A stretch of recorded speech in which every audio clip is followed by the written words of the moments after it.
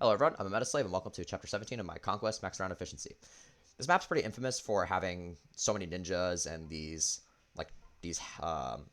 trap tiles that slow you down and damage you, in addition to contending with all these debuffs and dodgy enemies, Master Ninjas in particular. But because it's a kill boss map, it's very linear as a result, and the main way of obscuring you from taking advantage of such a readily available linear path is the Dragon Fangs. But by manipulating them properly, it's actually very easy to reach Kotaro pretty quickly. But that being said, Kotaro himself is quite hard to kill. He's very fast because he's a ninja and he's quite dodgy. So using an accurate weapon like a forged bronze axe, as well as the Gunter pair up for Corrin, is needed, in addition to using Speedwings and all sorts of other speed stacking to get Corrin to double. That being said, there's also a relevant side objective that can be accomplished amidst the group that's going to activate the Dragon Drain turn 2, which is to capture a Generic Master Ninja. Generic Master Ninjas are basically inherently better than Kaze, so there's no reason not to capture one here. This is why I, equip Xander and Leo with the respective dual weapons. The first thing that I want to do after activating the Dragon Vein with Elise is to disarm the trap to allow my foot units to traverse that area properly for the shelter dance to be performed. Luckily, Kaze can just reach that. Then the first unit that gets danced is Corrin, who kind of rams Camilla forward so that she can counterattack ninjas on enemy phase with hand axe in attack stance, which with enough damage stacking leads to the Corrin and Camilla combining to kill. Now, I want Baruka and Gunter to come over, and Gunter gets transferred to Corrin while Baruka lies in wait for Azura to be transferred to her so that she can reach the tile she needs to dance on turn 2. Now, this ninja attacks Niles and doesn't quite die because Leo is not quite strong enough to finish him off in attack stance. But that's why Nyx is here to finish him off. Only that one automaton can hit Baruka on enemy phase, so it's fine that she took so much damage. The other one will go for Camilla and just die like this. The Master Ninja, Mechanist, and Automaton are the only enemies that are going to attack Camilla because all the other ninjas are too weak, even when she's debuffed, to do anything. But because they don't block the way, it's perfectly fine that they do this. Now, I kind of have to time the Dragon Vein activation properly because Odin needs to get past the spot that would get obstructed by the Dragon Vein if I were to activate it now. But now that I've done that by dragging Azura or transferring Azura to Baruka, I can freely activate the Dragon Vein. But the first thing I want to do before I activate the Dragon Vein is to keep Leo in attack stance with Niles and trade a Calamity Gate, attack stance with Nyx rather, and trade Calamity Gate. It would have been better to have maybe used the Luck Tonic on Nyx to prevent her from just instantly dying to a crit there, but it is what it is. It's small optimization. And now Leo can activate the Dragon Vein to make that ninja accessible, which I can weaken him with Xander with the dual katana, and he does a lot of damage from the get-go, which is just enough for him to weaken him for Niles. It would be punctual to use maybe a skill tonic and a luck tonic on Niles just for extra 5 hit, but that's just a small optimization, and even displayed 88 is pretty reliable as it is. So first, Camilla just grabs another kill for her own self-improvement, but it's perfect for her to be on that tile because adjacent to that tile is the tile exactly 11 spaces away from Kotaro, which Corrin can now occupy and trade the battle seal and the hit rate, the +3 bronze axe, to him, and let Azura reach him to dance. Now we can attack Kotaro, and Kotaro is actually a cleaner boss kill than Ryoma, all thanks to Gunter and Weapon Triangle, despite the throne. But we kill him, pretty cleanly, and level up, activate Savage Blow on a random Story Master, and that's Chapter 17 in 2 turns. Let's move on.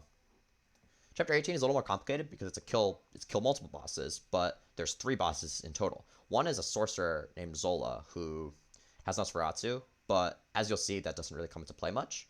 But the others are generals with extremely high physical bulk and wary fighter, so it's very hard to take them down cleanly. But Thanks to the Renown bonuses, I have a way of bypassing these issues. But first, the important thing I should note is that like it's most of the units that I'm using need to be clumped up on the left side of the map, which makes the preps part a little the rearrangement a little ugly. Because this is an indoor map, this is a perfect opportunity to shed my wings and spend some time in Dark Knight to pick up Dark Mage skills, because I do need those for in the upcoming maps. And what better time to do so than when Flight is superfluous. Furthermore, Dark Knight and Malignite are nearly identical in terms of class bases. There's just some minor changes that are just boosts, if anything, by changing over like this. Between the tonics and Visitation Seal and Grimiato and the like, it's more than it's perfectly fine for Corrin to just Rambo forward. And what I should also note is that Corrin is exactly 22 tiles away from Zola, which means that he could just full move twice to reach Zola turn 2 player phase. So that means I can use my dances and rescue staff, which I do use here, to properly reach the generals in 2 turns. Thanks to the Thwomp, the +1 hammer, which is only possible thanks to the Renown bonus hammer, I can one-shot the generals when they're unpaired with Camilla, thanks to the Charlotte pair-up, the tonic, Battle Seal, and Neil, and the like, even with only 1 strength proc. But this Camilla's gotten more than 1 strength proc, so I'd refrain from tonicking to like demonstrate that this is all she needs. So first, Corrin kills the maid. Corrin's stats are good enough that even in a feeble range, it's perfectly fine to be in range of all these heroes, just because like they're not that strong, even if this is the first map with only promoted enemies. Camilla needs to lunge this general to be in range where she wants to be turn 2.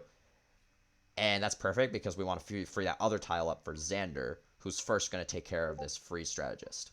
We want like Azura to be moved back in the shelter in like the transfer part of the shelter dance, because we want her to be given back to Silas turn 2 player phase, and there's not really enough room to do anything other than this.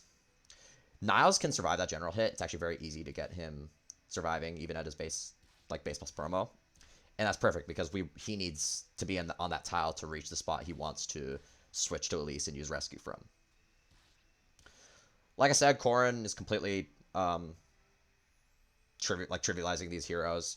I kind of did some changes to the preps off screen by accident because there were some changes I wanted to make, including just getting Corrin up to snuff for dealing with this sorcerer that moves and attacks him here, because without some help that I initially had, or at least demonstrating in the preps, he wouldn't kill, but he just needed like an extra forge on the fire or something, and it's fine. Because of the way which enemies attacked him, Corrin blocks Zola's hit, which means he doesn't have to worry about anything. He just needs to run up and kill him trivially, like he does right here. But now it's time to deal with the generals.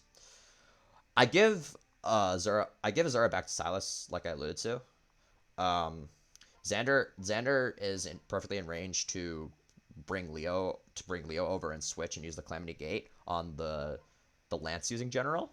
But first I just get using rescue out of the way. And as you can see, Silas is perfectly in range to with Azura in tow to do this. Because that's the tile he needs to be on to dance from, or to move and dance. And yeah, I crit there, which doesn't really matter because Camilla was doing so much damage anyway. She just needed the light chip, and it's good that he didn't kill because I wanted Camilla to get the boss kill. So that's the first boss out of the way, and now I just dance and kill the other one perfectly. That's chapter 18 in 2 turns. I will see you next time after this Camilla level up. And by the way, she's very blessed, but I refrain from taunting when it's unrepresentative.